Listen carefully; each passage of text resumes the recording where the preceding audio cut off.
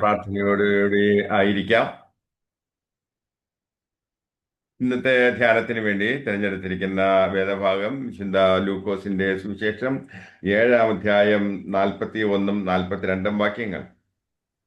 आज के चिंतन के लिए दिया हुआ जो वचन है लूका का सुसमाचार 7वां अध्याय उसके 21वां आयत से। കടം കൊടുക്കുന്ന ഒരുത്തന് 2 കടക്കാരുണ്ടായിരുന്നു. ഒരുത്തൻ 500 വെള്ളിക്കാശും മറ്റവൻ 50 വെള്ളിക്കാശും കൊടുപ്പാനുണ്ടായിരുന്നു. വീട്ടുവാൻ അവർക്ക് വകയില്ലായകയാൽ അവൻ ഇരുവർക്കും ഇളച്ചു കൊടുത്തു. എന്നാൽ അവരിൽ ആർ അവനെ അധികം സ്നേഹിക്കും?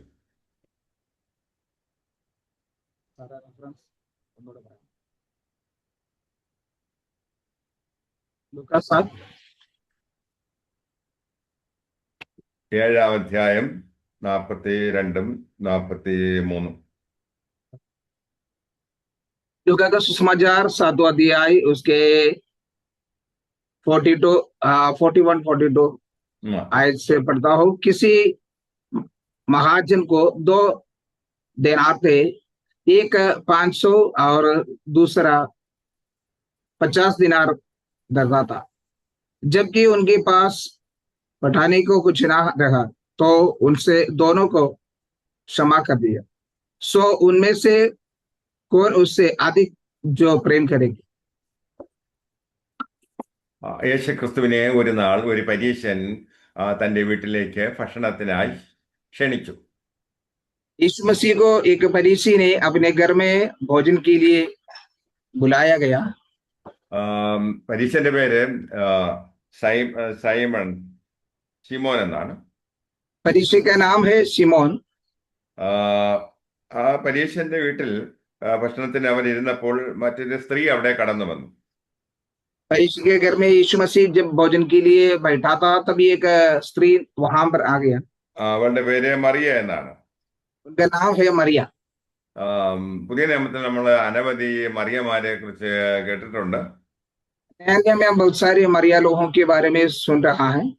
ഈ മറിയയെ കുറിച്ച് പറയുമ്പോൾ അവൾ പട്ടണത്തിലെ വളരെ മോശമായ ജീവിതം നയിക്കുന്നതായ പാപിയായ ഒരു സ്ത്രീയായിരുന്നു. इस मरिया के बारे में हम देखने के समय उस शहर में सबसे बड़ा पाप की जिंदगी बिताने वाली एक स्त्री है। ആ സ്ത്രീ വന്നിട്ട് യേശു ക്രിസ്തുവിന്റെ ശരീരത്തില് പരിമള തൈലം കൊണ്ടുവന്നു അവന്റെ കാൽക്കൽ കരഞ്ഞുകൊണ്ട് നിന്നു കണ്ണുനീർ കൊണ്ട് കാൽ നനച്ചു തുടങ്ങി. वह स्त्री यीशु मसीह के पीछे खड़ा होकर रोने लगे और आंसुओं से उनके पांवों को धो लिया। തലമുടി കൊണ്ട് തുടച്ച് കാൽ ചുംബിച്ചു തൈലം പൂശി अपने बालों से उसके पैर पहुंचा और जो सुगंध इत्र थे उनके पांवों तले डाल दिया।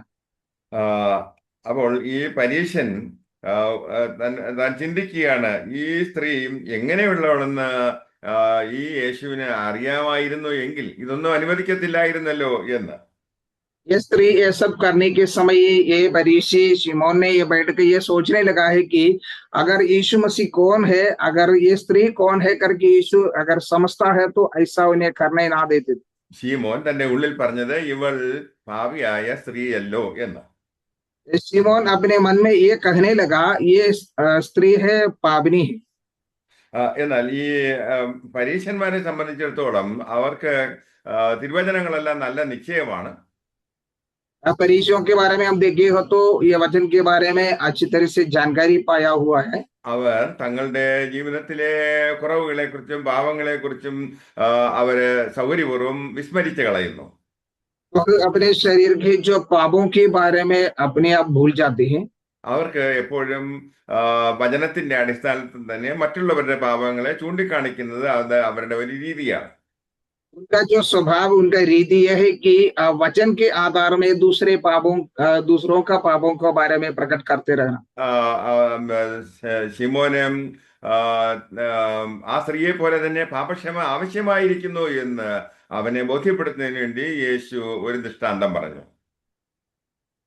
शिमोन को भी अपने पापों के बारे में याद होना चाहिए, कबूल करना चाहिए। इसी बातों के लिए प्रभु यीशु मसीह ने एक दृष्टांत वहां कहा है। യേശു പറഞ്ഞത് ഒരു മനുഷ്യന് 2 കടക്കാരുണ്ടായിരുന്നു. उसने कहा है एक व्यक्ति के पास एक जो महाजन था उनके पास दो कर्जदार थे. ഒരു വ്യക്തി 500 വെള്ളിക്കാശും മറ്റൊരു വ്യക്തി 50 വെള്ളിക്കാശും അയാൾക്ക് കൊടുക്കാനുണ്ടായിരുന്നു. एक तो 500 दिनार देना है, दूसरा 50 दिनार देना था. വീട്ടുവാൻ അവർക്ക് വകയില്ലായകയാൽ അവൻ ഇരുവർക്കും ഇളച്ചു കൊടുത്തു. ये कर चुकाने के लिए उनके पास कुछ ना था, इसी कारण दोनों को माफ कर दिया. അപ്പം ഇവിടെ പാപക്ഷമ ആവശ്യമായിരിക്കുന്നത് ഈ സ്ത്രീക്ക് മാത്രമല്ല, ഈ ശീമോനും ആവശ്യമായിരിക്കുന്നു. यहाँ पर जो पाप का क्षमा केवल ये स्त्री के लिए नहीं है, शिमोन के लिए भी जरूरत है. നമ്മൾ ദൈവത്തിന്റെ വിശുദ്ധിയിൽ കളങ്കം വരുത്തുന്നതായ ഓരോ തരത്തിലുള്ള പാപങ്ങൾ ചെയ്യുന്നവരാണ്. परमेश्वर के सामने जो हर एक लोग अलग अलग रीति के पाप करके जो कलंक लगा देते हैं, അതത്രേ നമ്മുടെ പാപകടം എന്ന് പറയുന്നത്. ये है हमारा पाप का खर्चा है. ഈ പാപത്തിന്റെ കടം, ദൈവത്തോട് നമ്മൾ കടപ്പെട്ടിരിക്കുന്നതായ ഈ പാപത്തിൻ്റെതായ നമ്മുടെ അതിക്രമത്തിൻ്റെതായ പരിഹാരം എന്ന് പറയുന്നതും ഈ രണ്ടുപേർക്കും അവർക്ക് കൊടുക്കാൻ കഴിഞ്ഞില്ല, നമുക്കും അതിന്റെ പരിഹാരം ചെയ്യുവാൻ കഴിയുകയില്ല. ये दोनों का जो पाप के खर्च चुकाया हुआ समान हमारे जीवन में भी हम खुद ये खर्चा चुका नहीं सकता है. ഇത് ശീമോനെ പഠിപ്പിക്കുന്നതിന് വേണ്ടി അത്ര ഈ ഉപമ യേശു പറഞ്ഞത്. ये बातों को शिमोन को सिखाने के लिए यीशु मसीह ने ये कहा है. അപ്പൊ രണ്ടുപേർക്കും കഴിവില്ലാത്തത് കൊണ്ട് അവരുടെ കടം ആ മനുഷ്യൻ അവർക്ക് ഇളവ് ചെയ്ത് കൊടുത്തു. दोनों व्यक्ति को ये खर्च चुका नहीं सकता है, इसलिए दोनों को माफ कर दिया है. അപ്പം ഒരാൾ 500 കടപ്പെട്ടിരുന്നു, മറ്റൊരാള് 50 കടപ്പെട്ടിരുന്നു. एक तो 500 था और दूसरा 50 था. അപ്പൊ രണ്ടുപേർക്കും ഇളവ് ചെയ്ത് കൊടുത്തപ്പോൾ യേശു ചോദിക്കുന്നത് 500 വെള്ളിക്കാശ് ഇളവ് കിട്ടിയവനാണോ അതോ 50 വെള്ളിക്കാശിന്റെ ഇളവ് കിട്ടിയവനാണോ, ഇവർ രണ്ടുപേരിൽ ആരായിരിക്കും അധികമായിട്ട് ദൈവത്തോട് നന്ദിയുള്ളവരായി, ആ മനുഷ്യനോട് നന്ദിയുള്ളവരായിരിക്കുമെന്ന്. ये दोनों व्यक्ति का जो माफ कर दिया है, एक 500 का था, एक 50 का था. तो यीशु ने शिमोन से पूछा, इन दोनों में से ज्यादा प्रेम कौन करेंगे? ശിമോൻ പറഞ്ഞു, അധികം ഇളച്ചു കിട്ടിയതായ വ്യക്തിയായിരിക്കും കൂടുതലായിട്ട് സ്നേഹിക്കുന്നത് എന്ന്. शिमोन ने कहा है जो जिसका ज्यादा खर्च माफ किया है वो ज्यादा प्रेम करेंगे. അവൻ പറഞ്ഞതായ ഉത്തരം ശരിയാണെന്ന് യേശു സമ്മതിച്ചു. उन्होंने जो दिया हुआ उत्तर सही है करके प्रभु ने कहा. അതുകൊണ്ടത്രേ അവൾ അധികമായിട്ട് പണം ചെലവിട്ട് പരിമള തൈലം കൊണ്ടുവന്ന് യേശുവിനെ അഭിഷേകം ചെയ്തത്. इसी कारण ये स्त्री ने जितने ज्यादा पैसा खर्चा करके ज्यादा यीशु मसीह के लिए किया है. യേശു ശിമോനോട് പറഞ്ഞു, ഞാനിവിടെ വന്നു, പക്ഷെ സാധാരണ രീതിയിലുള്ളതായ ഒരു സ്വീകരണം, അതായത് എന്താണ്, തലയിൽ എണ്ണ പൂശിയില്ല, പിന്നെ അത് മാത്രമല്ല അത് തൻ്റെ പാദങ്ങൾ കഴുകിയില്ല, ഇങ്ങനെയുള്ളതായ സാമാന്യ മര്യാദ പോലും ഈ ശിമോൻ തന്നോട് കാണിച്ചില്ല എന്ന് പറഞ്ഞു. इसने कहा है, मैं यहाँ पर आया था, तुमने मुझे मेरे पाँव धोया नहीं है. जो साधारण आदर किया जाता है वो आदर मुझे यहाँ नहीं मिला है. അപ്പോൾ യേശു അവളോട് പറഞ്ഞു, സ്ത്രീയെ, നിന്റെ പാപങ്ങൾ മോചിച്ചിരിക്കുന്നു എന്ന്. यीशु ने स्त्री से कहा, मैं तेरे पापों को क्षमा किया है. പ്രിയരെ, നമ്മുടെ ജീവിതത്തിലും പാപക്ഷമ ആവശ്യമായിരിക്കുന്നു. हमारे जीवन में भी पाप का क्षमा का जरूरत है. നമ്മുടെ സകല ആത്മീയ ഭൗതിക അനുഗ്രഹങ്ങൾക്കും മുഖാന്തരമായിരിക്കുന്നത് ഈ പാപക്ഷമയത്രേ. हमारा सारे आत्मिक और आर्थिक जीवन के आशीषों के लिए ये पाप का क्षमा का जरूरी है. അപ്പോ അനുഗ്രഹിക്കപ്പെടുന്നതിന് ഒന്നാമതായിട്ട് നമുക്ക് ആവശ്യമായിരിക്കുന്നത് ദൈവത്തിൽ നിന്നുള്ളതായ പാപക്ഷമയാണ്. आशीष पाने के लिए पहले हमारे जीवन में पाप का क्षमा चाहिए. ഈ പാപക്ഷമ ലഭിച്ചവർക്ക് മാത്രമേ ദൈവത്തിൽ നിന്നും നന്മകൾ പ്രാപിക്കുവാൻ കഴിയുള്ളൂ. ये पाप का क्षमा पाया हुआ लोग ही परमेश्वर से भलाइयां प्राप्त कर सकता है. ഒരു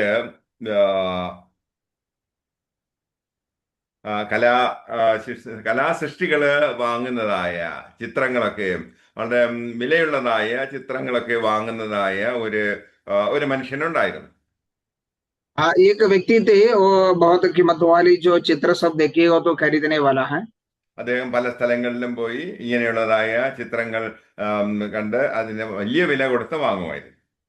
उन्हें कई सारे जगह में जाते रहता है, वहां पर जो कीमत वाली चित्रों को देखिएगा तो खरीद लेते थे। തന്റെ മകനും കൂടി തന്നോടൊപ്പം ഈ പ്രക്രിയയിൽ ഏർപ്പെട്ടു. उनका बेटा भी उनके साथ ये काम करते थे। എന്നാൽ ഒരു നാൾ ഈ തന്റെ മകൻ മരിച്ചുപോയി. एक दिन उनका बेटा मर गया। അദ്ദേഹം വളരെ നിരാശയോടുകൂടി തന്റെ ബിസിനസ് ഒക്കെ അവസാനിപ്പിച്ചു. തന്റെ തന്റെ ശേഖരണത്തിലുള്ളതായ കലാസൃഷ്ടികളെല്ലാം അതിനകത്തിട്ട് പൂട്ടി വയ്ക്കുകയുണ്ടായി. उन्होंने अपने बेटा मरने की बात उनके जो व्यापार थे वो बंद कर दिया, और उनके जो कुछ चित्र वो खरीदे थे वो सब कुछ एक कमरा में डाल के बंद कर दिया। കുറെ നാൾ കഴിഞ്ഞപ്പോൾ ഒരു വ്യക്തിയും തന്നെ സമീപിച്ചു. कुछ दिनों के बाद एक व्यक्ति उनके पास आया। അയാള് ഒരു കലാകാരനായിരുന്നു. वो भी एक कलाकार थे। അദ്ദേഹം തന്റെ കയ്യിൽ ഒരു സമ്മാനം കൊണ്ടുവന്നിരുന്നു. उन्होंने अपने हाथों में एक तोहफा लेके आया। അത് ഈ മരിച്ചുപോയ മകന്റെ ഒരു ചിത്രമായിരുന്നു. वो व्यक्ति लेके आया है कि अपना जो मर गया बेटा था उनका चित्र लेके आया। അത് സന്തോഷത്തോടുകൂടി ആ പിതാവ് സ്വീകരിച്ചു. तो पिता ने खुशी के साथ उसको स्वीकार किया। എന്നാൽ കുറെ നാൾ കഴിഞ്ഞപ്പോൾ ആ പിതാവും മരിച്ചു. कुछ दिनों के बाद वो पिताजी भी गुजर गया। പിന്നെ ഈ ഇയാളുടേതായ ചിത്രശേഖരങ്ങളെല്ലാം തന്നെ ലേലത്തിന് കൊടുക്കുന്നതിന് തീരുമാനിച്ചു. ये सारे जो चित्रों को लेकर निलाव करने के लिए रखा है। അനേകം വ്യക്തികള് ഈ ചിത്രങ്ങള് സ്വന്തമാക്കുന്നതിന് വേണ്ടി ലേലത്തിൽ പങ്കെടുക്കുന്നതിന് വേണ്ടി വന്നുകൂടി. अनेक लोग उस चित्रों को खरीदने के लिए निलाव में शामिल हुआ है। ആദ്യമായിട്ട് ലേലത്തിന് എടുത്തത് തന്റെ മകന്റെ ചിത്രമായിരുന്നു. उसका पहले जो निलाव करने के लिए लिया था उनका बेटा का जो चित्र है। എന്നാൽ അവിടെ കൂടിയിരുന്ന ആളുകൾക്കൊന്നും ഇതിൽ വലിയ താല്പര്യമില്ലായിരുന്നു. लेकिन वहां पर जितने लोग जमे थे उन किसी को भी चित्र इतना पसंद नहीं हुआ। അവിടെ ഉണ്ടായിരുന്നതായ ഒരു വക്കീല് ഏതായാലും അത് വില പറഞ്ഞ് വാങ്ങിച്ചു. लेकिन वहां पर एक वकील थे, उसने वो चित्र को जब खरीदा അപ്പോൾ ലേലം നടത്തുന്ന ആള് ഉടനെ തന്നെ അനൗൺസ് ചെയ്തു ഇന്നത്തെ ലേല പരിപാടികളൊക്കെ അവസാനിച്ചിരിക്കുന്നു എന്ന്. जब नीलाम करने वाले ने ऐसा जो बोला है, आज का जो नीलाम के जो काम है हम खत्म हो चुके हैं। കാരണം പിതാവിന്റെ വിൽപത്രത്തിൽ ഇങ്ങനെ ഉണ്ടായിരുന്നു, എന്റെ മകന്റെ ഈ ചിത്രം ആരാണോ ലേലത്തിൽ പിടിക്കുന്നത് ആ മനുഷ്യനും എന്റെ സകല സമ്പത്തും ഞാൻ അവന് കൊടുക്കുന്നു എന്ന്.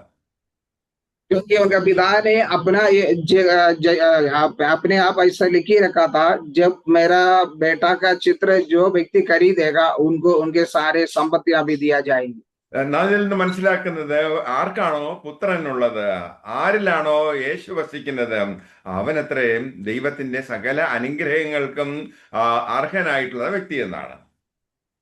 इसमें से हमको ये बात जानना है कि किसके पास पुत्र है, जिसके पास यीशु मसीह है, उनके साथ सारे आशीषों का वो वारिश बन जाएंगे। നമ്മുടെ ജീവിതത്തില് മുഖ്യമായിട്ടും പാപക്ഷമ ലഭിക്കേണ്ടിയിരിക്കുന്നു. ആ പാപക്ഷമയുടെ അടിസ്ഥാനത്തിൽ സകല ആത്മീയ ഭൗതിക അനുഗ്രഹങ്ങൾക്കും നാം അർഹരായി തീരുന്നത്.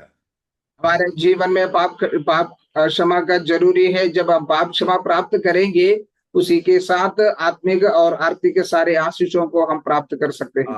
ഈ പാപിയായ സ്ത്രീയുടെ പാപങ്ങൾ യേശു ക്ഷമിച്ചു. ये पापिनी स्त्री का पापों को यीशु मसीह क्षमा किया है। എന്നാൽ ഇതിൽ നമ്മൾ മനസ്സിലാക്കുന്നത് ഈ സ്ത്രീക്ക് മാത്രമല്ല, ഈ ശീമോനും പരീശനായ ശീമോനും പാപക്ഷമ ആവശ്യമായിരിക്കുന്നു.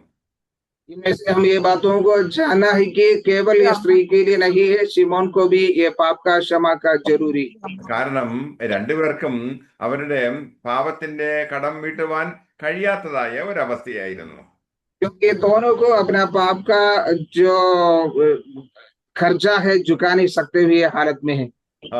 നമുക്ക് ആ ഒരു ബോധ്യമുള്ളത് കൊണ്ട് നമുക്ക് പാപങ്ങൾ ഏറ്റുപറഞ്ഞ് ക്ഷമ പ്രാപിപ്പാൻ കഴിഞ്ഞതുകൊണ്ട് തീർച്ചയായിട്ടും നമ്മൾ അനുഗ്രഹീതരാണ്. पापों का जो क्षमा प्राप्त करना है, प्रभु के सामने कबूल करके उसे छुटकारा पाना जरूरी है। എന്നാൽ ഈ പാപക്ഷമ നമുക്ക് ലഭിക്കുന്നതിന് വേണ്ടിയും യേശുവിന് ഒരു വലിയ വില കൊടുക്കേണ്ടി വന്നു.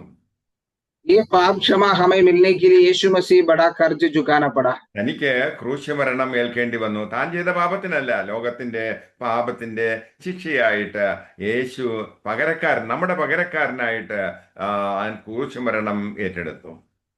वह अपने आप क्रूस पर चढ़ने लगा। वो अपने पापों के लिए नहीं है, सारे मानव राशि के पापों के लिए वह क्रूस के मृत्यु स्वीकार किया।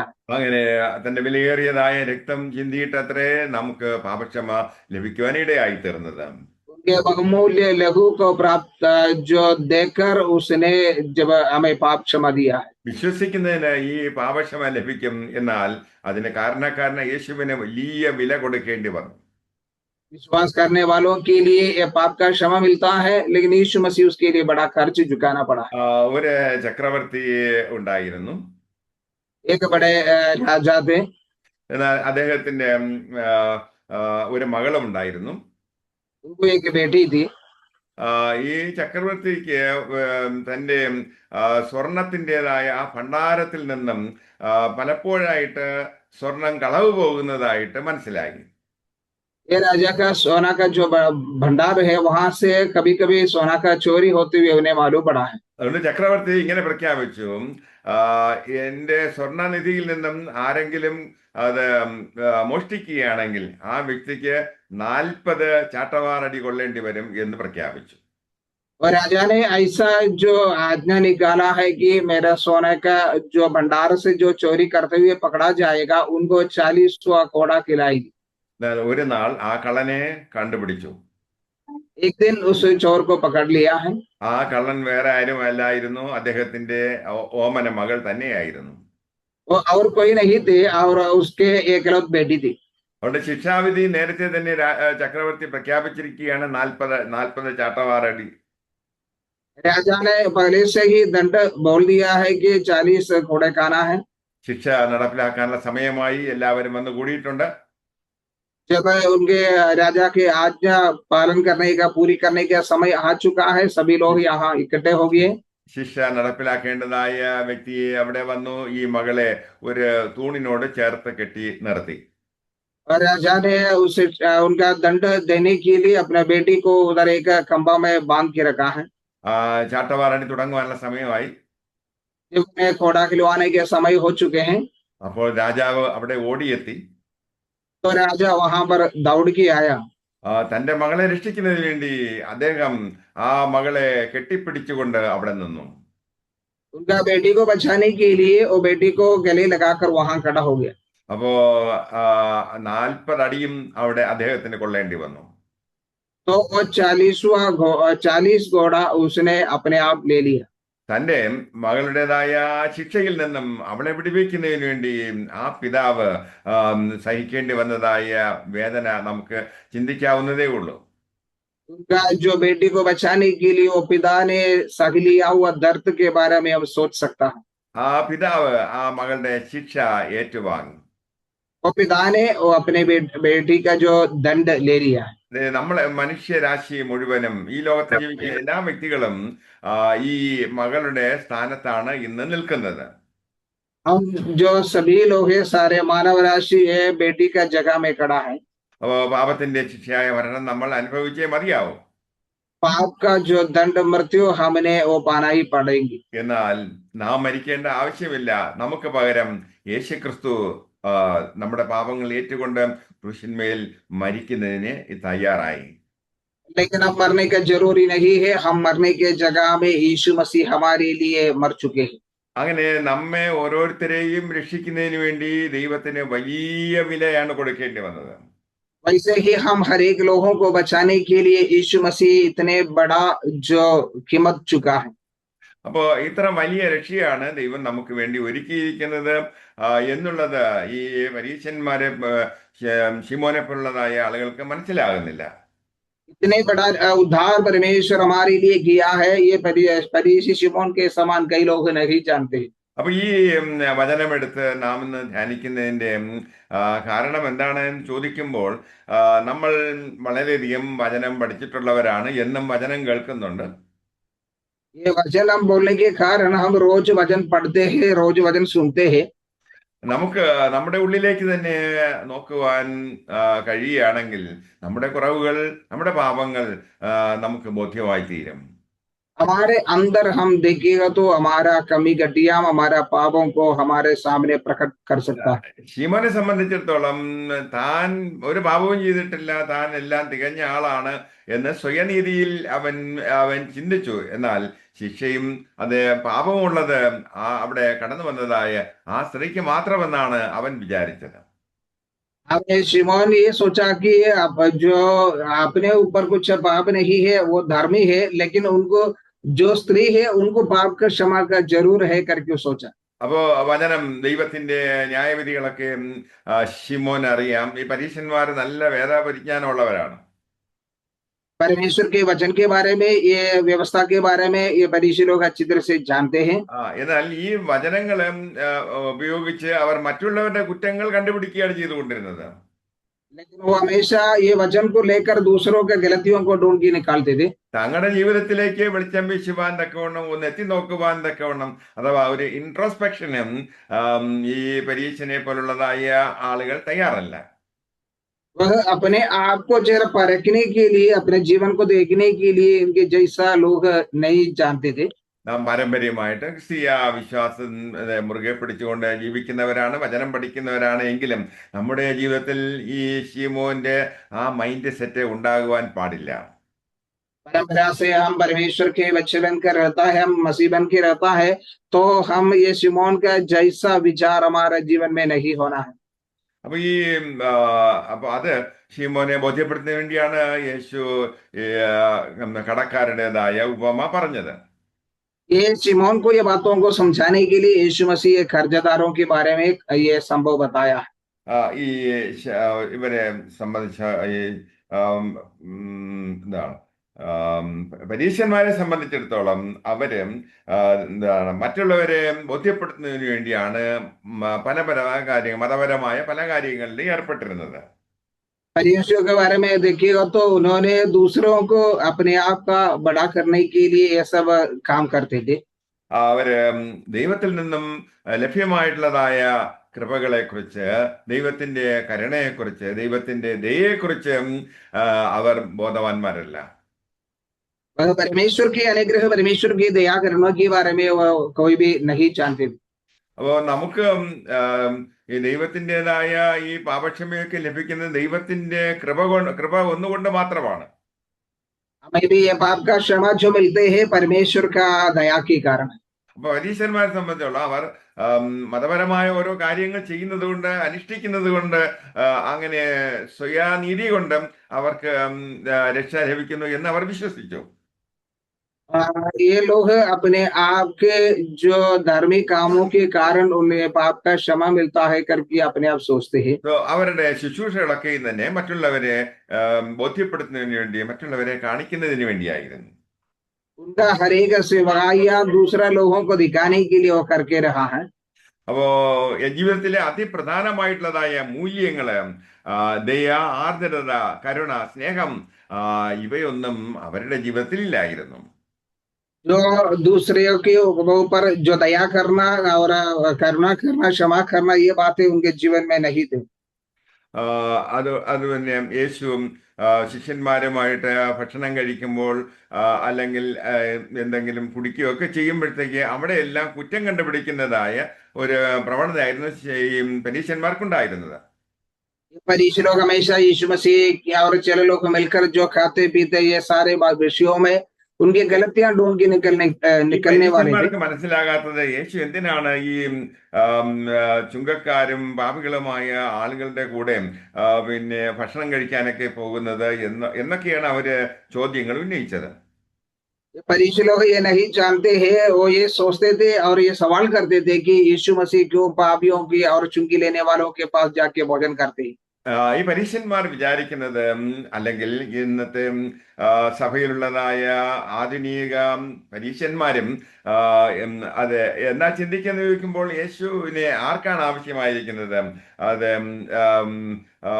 പാപം ചെയ്യുന്നതായ, അല്ലെങ്കിൽ മറ്റുള്ളവരെ പീഡിപ്പിക്കുന്നതായ, മറ്റ് വ്യക്തികളുണ്ടല്ലോ, അല്ലെങ്കിൽ അധർമ്മം ചെയ്യുന്നതായ വ്യക്തികളും എന്താണ് വ്യഭിചാരികള്, കൊലപാതകികള്, ഇങ്ങനെയൊക്കെയുള്ള ആളുകൾക്കാണ് അത് പാപക്ഷമ ആവശ്യം ആയിരിക്കുന്നത് എന്നും പഴയ കാലത്തുള്ളതായ പരീശന്മാരെ പോലെ ആധുനിക സഭയിലുള്ളതായ പരീശന്മാരും അത് ചിന്തിക്കുന്നു.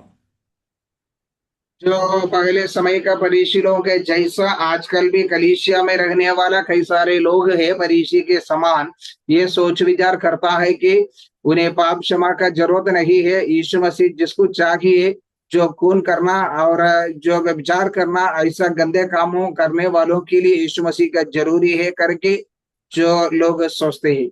ഈ പറഞ്ഞതായ തരത്തിലുള്ളതായ പാപികൾക്ക് മാത്രമല്ല, നാം ഓരോരുത്തർക്കും ഈ പാപക്ഷമ ആവശ്യമായിരിക്കുന്നു എന്ന് യേശു പഠിപ്പിച്ചു. ये जो बोला हुआ केवल ऐसे पापी लोगों के लिए नहीं है, हर एक लोगों के लिए पाप का क्षमा का जरूरी है करके यीशु ने वहां सिखाया। യേശുവിനെ ആവശ്യമുള്ളതായ വ്യക്തികൾക്ക്, ആർക്കെല്ലാം ആവശ്യബോധമുണ്ടോ അവരെയെല്ലാം പാപത്തിൽ നിന്നും യേശു മോചിച്ചുകൊണ്ടേയിരിക്കുന്നു. यीशु मसीह को कौन कौन जरूरी है, उन सभी लोगों के लिए यीशु मसीह पाप क्षमा देते रहते। ദൈവവചനം പ്രഘോഷിക്കുന്നതായ വ്യക്തികളെ കുറിച്ച് നമുക്കറിയാം. എന്നാൽ ചില ആളുകളുടേതായ പ്രസംഗങ്ങൾ യേശുക്രിസ്തുവിൻ്റെതായ പ്രസംഗങ്ങൾ പോലെ ഒരു ഇമ്പാക്റ്റ് ഉണ്ടാക്കുന്നതിന്, ജനങ്ങളിൽ പാപബോധം ഉണ്ടാക്കുന്നതിന് പര്യാപ്തമല്ല. हम देखते हैं कि बहुत सारे लोग वचन को प्रचार करते हैं, लेकिन कुछ लोगों का जो प्रचार है लोगों को पाप क्षमा का याद नहीं दिलाता है यीशु मसीह के समान। അപ്പൊ അതുകൊണ്ട് അവരുടെ ഒരു ഹൃദയ രൂപാന്തരത്തിന്, ഒരു മാനസാന്തരത്തിന് യോഗ്യമായിട്ടുള്ളതായ ഒരു ഒരു ഒരു ജീവിത രീതി പരീശന്മാർക്കില്ലായിരുന്നു. इसलिए एक मन फिराव का योग्य एक जीवनचर्या ये फरीसी लोगों के जीवन में नहीं थे। അവര് ഭക്തി നടിച്ച് ജീവിക്കുന്നതായ വ്യക്തികളായിരുന്നു. जो भक्ति को दिखाने वाले लोग थे। അവര് പല കാര്യങ്ങളും ജനത്തെ പഠിപ്പിക്കുന്നുണ്ട്, പക്ഷേ അത് തങ്ങളുടെ ജീവിതത്തിൽ അത് അവര് അനുസരിച്ചില്ലായിരുന്നു. मगर लोगों को कई सारे बातों को सिखाता है, लेकिन अपने जीवन में पालन नहीं करते। അവരുടെ ഭാര്യമാരെയോ കുഞ്ഞുങ്ങളെയോ നെയ്ബേഴ്സിനെയോ ഒക്കെ ഈ സുവിശേഷത്തിന്റെ ആ ഒരു കാഴ്ചപ്പാടോടുകൂടി അവർ നോക്കുന്നില്ല. क्या अपने पत्नी या बच्चे और पड़ोसियों को भी ये सुसमाचार के नजरों से नहीं देखते हैं। മറ്റുള്ളവരോട് കരുണയോടുകൂടി പെരുമാറുന്നതിനോ സ്നേഹിക്കുന്നതിനോ കഴിയാത്തതായ അനവധിയായിട്ടുള്ളതായ ആധുനിക കാലത്തുള്ളതായ പരീശന്മാരെ നമുക്ക് സഭകളിൽ കാണുവാൻ കഴിയും. जो दूसरे को पर दया नहीं करने वाला बहुत सारे फरीसी के समान लोगों को आजकल हम कलीसिया में देख सकते हैं। മറ്റുള്ളവരുടേതായ പാപങ്ങൾ നിരന്തരം ചൂണ്ടിക്കാണിച്ചുകൊണ്ട്, അവരുടെ കുറവുകൾ ചൂണ്ടിക്കാണിച്ചുകൊണ്ട് അത് അവർ മിടുക്കന്മാരായി എന്ന് സ്ഥാപിക്കുവാൻ വേണ്ടി നടക്കുന്നതായ ഒരു കൂട്ടരാണ് ഇവർ. दूसरों का पापों को दिखाते हुए अपने आप जो धर्मी बनकर चलने वाला लोग है इन्हीं लोग। അവർ ചെയ്യുന്നതായ എല്ലാ പ്രവൃത്തികളും മറ്റുള്ളവരെ കാണിക്കുന്നതിന് വേണ്ടിയാണ്. जो कुछ काम करते हैं दूसरों के लिए दिखावट में करते ഈ हैं। പരീശന്മാരെ പ്രാർത്ഥിക്കുന്നതും മറ്റുള്ളവരെ കാണിക്കുന്നതിന് വേണ്ടിയാണ്. ये फरीसी लोग प्रार्थना भी करता है दूसरों को दिखाने के लिए। അവർ ദരിദ്രരായ ആളുകളെ ശുശ്രൂഷിക്കുന്നതും മറ്റുള്ളവരെ ബോധ്യപ്പെടുത്തുന്നതിന് വേണ്ടിയാണ്. गरीबियों को मदद करता है, वो भी दूसरों को दिखावट के लिए करते हैं। അപ്പൊ അതുകൊണ്ട് എന്താണ് അവരെ സംബന്ധിച്ച് എന്താണ് വേണ്ടതെന്ന് വെച്ച് കഴിഞ്ഞാൽ സമൂഹത്തിന്റെ ഒരു അംഗീകാരം അവർക്ക് വേണം. അതിനു വേണ്ടിയുള്ളതായ ചില പ്രവർത്തനങ്ങൾ അത്രേ അവർ കാഴ്ചവെച്ചത്. उनको केवल समाज के आदर मिलना चाहिए, इसी कारण ये सब काम वो करते हैं। മത്തായിയുടെ സുവിശേഷം 6-ാം അധ്യായം 1-ാം വാക്യം. मत्ती का सुसमाचार 6वां अध्याय उसके पहले आयत। മനുഷ്യർ കാണേണ്ടതിന് നിങ്ങളുടെ നീതിയെ അവരുടെ മുമ്പിൽ ചെയ്യാതിരിപ്പാൻ സൂക്ഷിപ്പിൻ, അല്ലാഞ്ഞാൽ സ്വർഗത്തിലുള്ള നിങ്ങളുടെ പിതാവിന്റെ പക്കൽ നിങ്ങൾക്ക് പ്രതിഫലമില്ല. सावधान रहो, तुम मनुष्यों के दिखाने के लिए अपने धर्म के काम ना करो, नहीं तो अपने स्वर्गीय पिता से कुछ भी फल ना पाओगे। അതുകൊണ്ട് പിന്നെയും പറയുന്നത്, നിങ്ങൾ പ്രാർത്ഥിക്കുമ്പോൾ കപടഭക്തിക്കാരെ പോലെ ആകരുത്. അവർ മനുഷ്യർക്ക് വിളങ്ങേണ്ടതിന് പള്ളികളിലും തെരുക്കോണുകളിൽ നിന്നുകൊണ്ട് പ്രാർത്ഥിപ്പാൻ ഇഷ്ടപ്പെടുന്നു. इसलिए कहता है, और अब तो प्रार्थना करो तो कपटियों के समान ना हो, क्योंकि लोग उन्हें देखने के लिए सभाओं में, सड़कों में वो मोड़ पर खड़ा होकर प्रार्थना करता है। നീ ഭിക്ഷ കൊടുക്കുമ്പോൾ നീ വലം കൈ ചെയ്യുന്നത് എന്ത് എന്ന് ഇടം കൈ അറിയരുത് എന്ന് പറഞ്ഞു. हमें यीशु ने कहा है, तुम जब दान देते हैं, जो तुम्हारे दाहिनी हाथ करता है, बाएं हाथ को मालूम नहीं पड़ना है।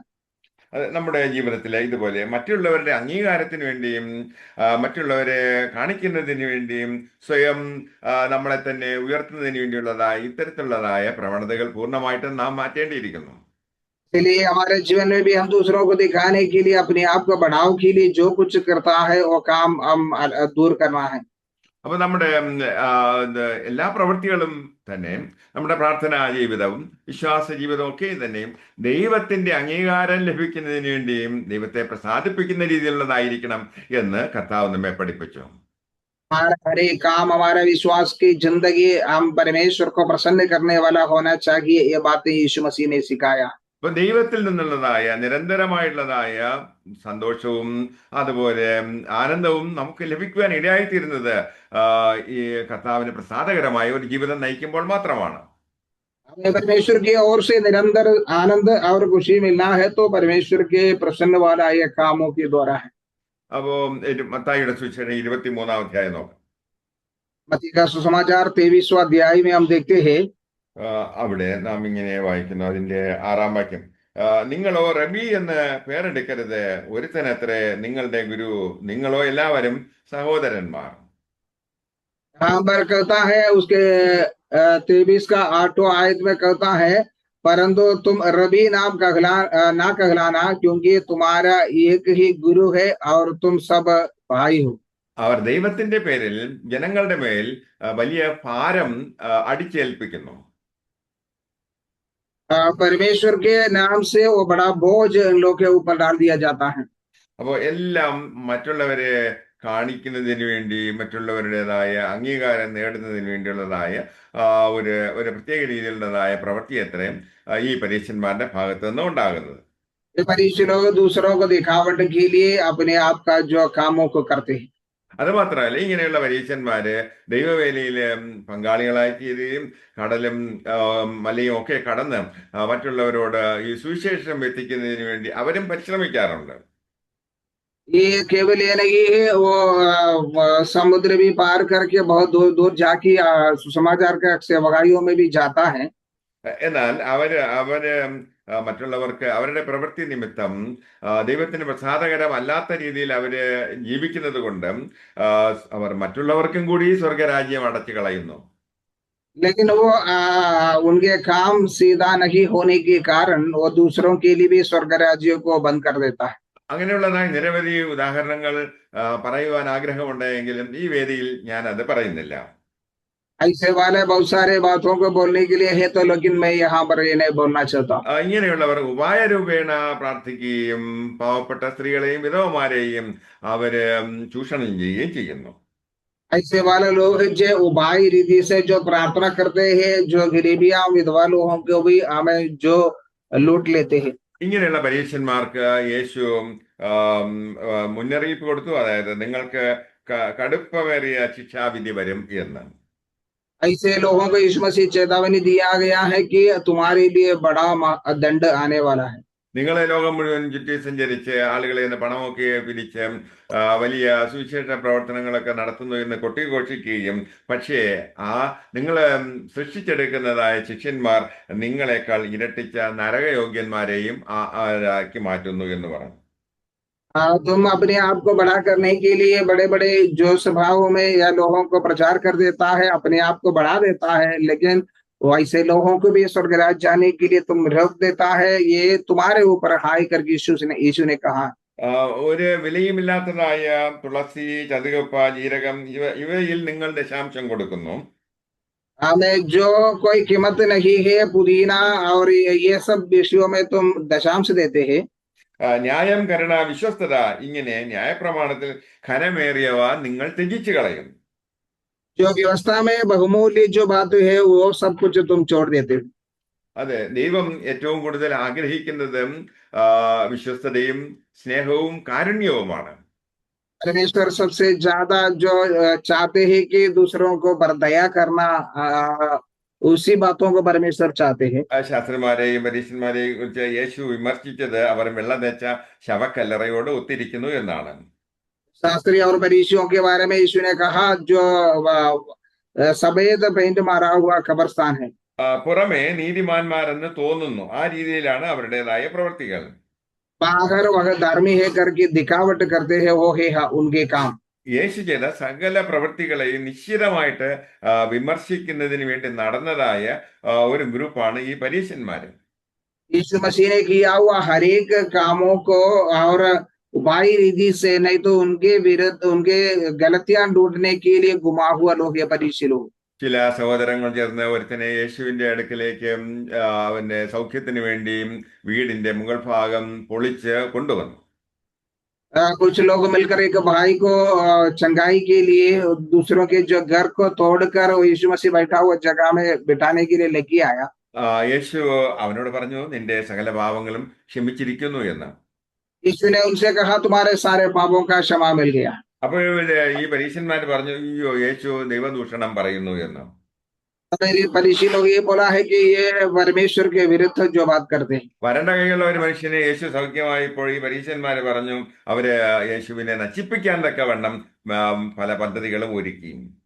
जैसे यीशु मसीह ऐसे लोगों को जब चंगाई देने के समय कई बार यीशु मसीह को नाश करने के लिए उन्होंने योजना बनाया। അങ്ങനെ യേശു ചെയ്തതായ സകല പ്രവൃത്തികളെയും അതെല്ലാം വീക്ഷിക്കുകയും അതെല്ലാം പിന്നെ അതിനെല്ലാം വിമർശിക്കുകയും ചെയ്തതായ, അതിലെല്ലാം കുറ്റം കണ്ടുപിടിച്ചതായ വ്യക്തികൾ അത്രേ ഈ പരീശന്മാർ. वैसा यीशु मसीह ने किया हुआ हर एक कामों के गलतियां ढूंढने वाले थे ये फरीसी लोग। ഒരിക്കല് ഈ പരീശന്മാര് യേശുവിനെ പരീക്ഷിക്കുന്നതിന് വേണ്ടി വരികയും ഒരു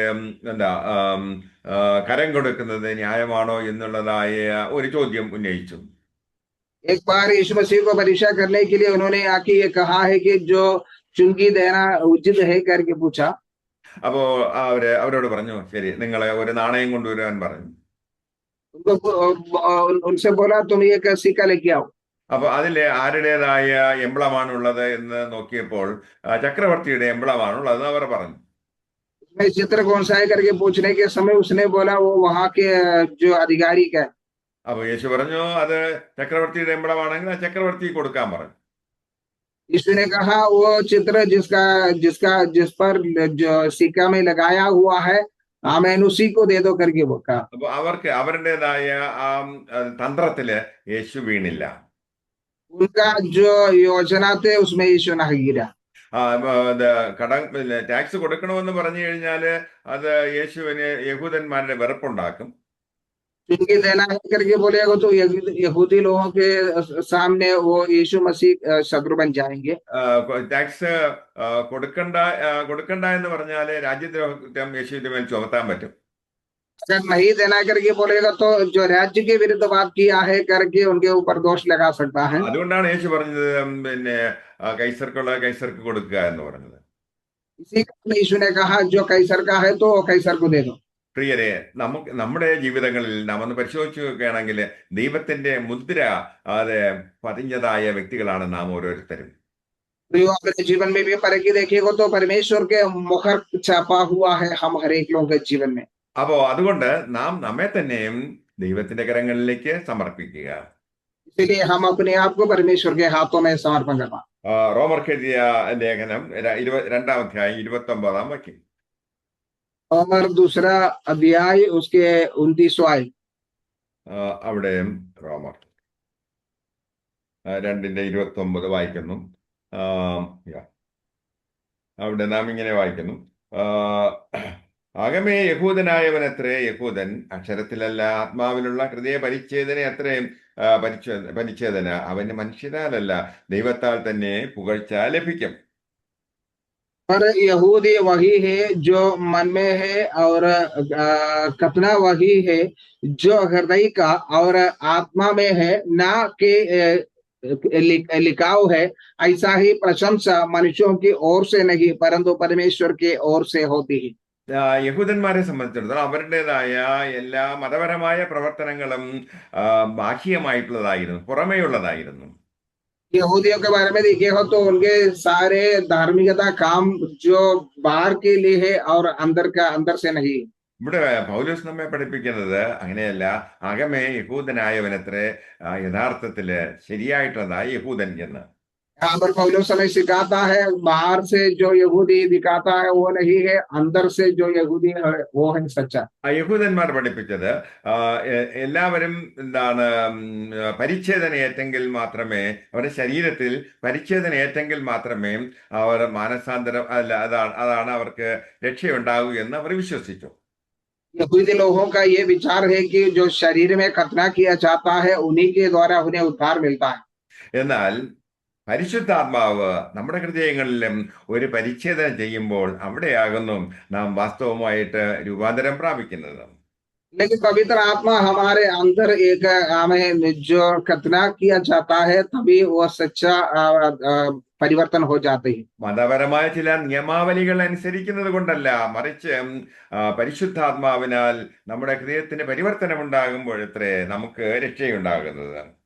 धर्म के कुछ कामों करने से नहीं है, हमारा हृदय के अंदर पवित्र आत्मा के द्वारा जो परिवर्तन होता है तभी मन भरा होता है। അപ്പൊ അത്തരം വ്യക്തികൾക്ക് അതെ അകത്തെ മനുഷ്യൻ അപ്പൊ നമ്മൾ നോക്കുമ്പോഴത്തേക്ക് യഥാർത്ഥത്തിലുള്ളതായ യഹൂദൻ എന്ന് പറയുന്നത്, യഥാർത്ഥത്തിലുള്ള വിശ്വാസി എന്ന് പറയുന്നത് അത് അകമേ രൂപാന്തരം പ്രാപിച്ചതായ വ്യക്തിയാണ്. सच्चा जो मसीह है या सच्चा यहूदी बोलेगा तो अंदर के अंदर रूपांतर प्राप्त किया हुआ व्यक्ति है। അപ്പോൾ ഈ വചനത്തിന്റെ അടിസ്ഥാനത്തിൽ നമ്മുടെ ജീവിതങ്ങളിലും എന്താണ്, നമ്മളെ പുറമേ നീതിമാന്മാരെന്ന് തോന്നത്തക്ക രീതിയിൽ നടിച്ച് അഭിനയിച്ച് ജീവിക്കുന്നതിൽ ഒരു കഥയുമില്ല. മറിച്ച് നമ്മുടെ ഹൃദയങ്ങളെ കാണുന്നതായ സ്വർഗത്തിലെ ദൈവം, നമ്മുടെ ഹൃദയങ്ങളെ കാണുന്ന ദൈവം നിശ്ചയമായിട്ടും നമ്മുടെ പ്രവർത്തനങ്ങൾക്ക്, നമ്മുടെ പ്രാർത്ഥനകൾക്ക് മറുപടി അയക്കുക തന്നെ ചെയ്യും. इन वचन के आधार जो बाहर के जो दिखावट के लिए नहीं है, अंदर के परिवर्तन होते हैं, उन्हीं के अनुसार परमेश्वर उन्हें उत्तर देते। യെശയ്യാ പ്രവാചകൻ പറഞ്ഞു, ഈ ജനം അവരുടെ അധരം കൊണ്ട് എന്നോട് എന്നെ സ്തുതിക്കുന്നു, എന്നാൽ അവരുടെ ഹൃദയമോ എന്നിൽ നിന്നും വളരെ അകന്നിരിക്കുന്നു എന്ന്. यशायाह भविष्यद्वक्ता ने ऐसा कहा है, ये लोग अपने ओठों से मुझे धन्यवाद करते हैं लेकिन उनका हृदय मुझसे बहुत दूर है। പ്രിയരെ, ഈ വചനത്തിന്റെ അടിസ്ഥാനത്തിൽ ഈ പരീക്ഷ മനോഭാവം നമ്മളിലുണ്ടോ എന്ന് ചെക്ക് ചെയ്യുവാനുള്ളതായ ഒരു അവസരമായി ഉപയോഗിക്കുക. प्रियो, ये वचन के आधार में अपने अंदर ये परीक्षा का स्वभाव है क्या करके परखने के लिए हम इस्तेमाल करना चाहिए। നമ്മുടെ ജീവിതത്തിലെ ഏതെങ്കിലും മേഖലകളിൽ ഈ പരീക്ഷന്മാരുടെ സ്വഭാവം ഉണ്ടെങ്കിൽ അത് നമ്മൾ അത് നമ്മൾ മാറ്റിവെച്ചിട്ട് മനസാന്തരപ്പെട്ട് ക്രിസ്തുവിന് യോഗ്യമായ ഫലം പ്രകടിപ്പിക്കാൻ തക്കവണ്ണം ദൈവം ഇടയാക്കട്ടെ.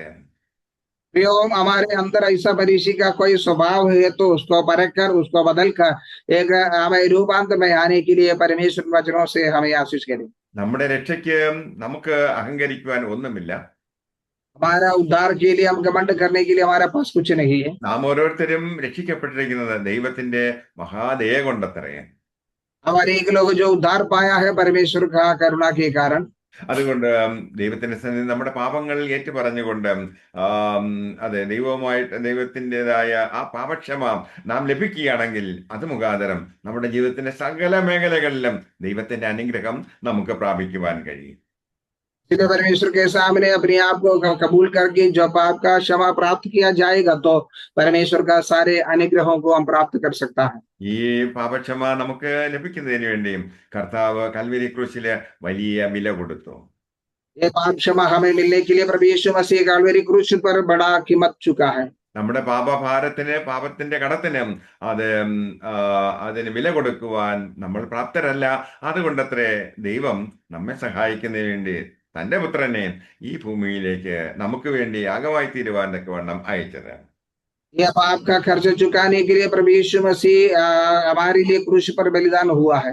ജീവിതത്തിലെ സമസ്ത മേഖലകളിലും ഈ ശിമോനെ പോലെ ആ, അതെല്ലാം അവൻ ഓവർലുക്ക് ചെയ്ത ഒരു മനുഷ്യനാണ്. ഇതെല്ലാം അത്തരം കാര്യങ്ങളിലേക്കൊന്നും അവൻ ശ്രദ്ധ വഹിച്ചില്ല. അവൻ മിടുക്കനാണ്, അവൻ നീതിമാനാണ് എന്നുള്ള ചിന്തയോടുകൂടി മാറി നിന്നും ആ പാപിയായ സ്ത്രീയെ കണ്ട് ആ, അവൻ പരിഹസിച്ചവനാണ്. ये शिमोन अपने जीवन में ये किसी का भी जरूरत नहीं, कुछ भी बातों का जरूरत नहीं है करके सोच कर वो पावनी स्त्री किया हुआ कामों को देखकर वो जब ആ हंस रहे സ്ത്രീയുടെ थे। പാവ ആ സ്ത്രീയുടെ പാപങ്ങൾ എല്ലാം തന്നെ പരസ്യമായിരുന്നു, എന്നാൽ ശീമോന്റെ പാപങ്ങൾ അവൻ രഹസ്യമായി സൂക്ഷിച്ചു. लेकिन वो स्त्री के सारे पाप एकदम सभी खुलाते सभी लोगों को दिखाए हुए थे, लेकिन ये शिमोन के पाप कोई नहीं देखते हुए अंदर के अंदर छिपा हुए थे। ആ സ്ത്രീയുടെ പാപങ്ങൾ എന്ന് പറയുന്നത് അവൾ ചില അരുതാത്ത പ്രവൃത്തികൾ ചെയ്തു, എന്നാൽ ശീമോന്റെ പാപം എന്ന് പറയുന്നത് അവൻ ചെയ്യേണ്ടത് ഒന്നും ചെയ്തില്ല എന്നുള്ളത് അത്രേ. जो स्त्री ने किया हुआ है, जो मना किया हुआ कुछ कामों को किया है, लेकिन शिमोन ने जो करने का काम नहीं किया हुआ। എന്നാൽ ഒരു വിശ്വാസിയെ സംബന്ധിച്ചിടത്തോളം അവൻ യേശുവിന്റെ നീതിയിൽ വിശ്വസിക്കുന്നു. लेकिन एक विश्वासी के बारे में देखेगा तो परमेश्वर का धार्मिकता में विश्वास करते हैं। ശിമോനെ സംബന്ധിച്ചിടത്തോളം അവൻ അവന്റേതായ സ്വയനീതിയിൽ ആശ്രയിച്ചു. शिमोन अपने आप को धार्मिक बनाकर रहता है। മറിയെ സംബന്ധിച്ചിടത്തോളം അവൾക്ക് ഒരു രക്ഷകന്റേതായ ആവശ്യമുണ്ടായിരുന്നു.